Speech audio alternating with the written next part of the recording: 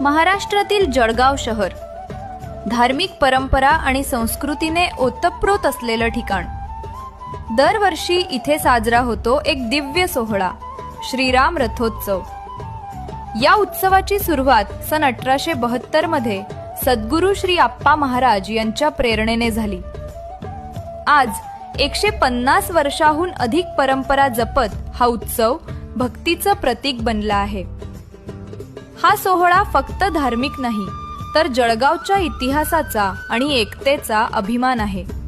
सुवर्ण रथात श्रीराम, लक्ष्मण आणि माता सीतेच्या मूर्ती आणि त्याभोवती हजारो भक्तांचा सागर।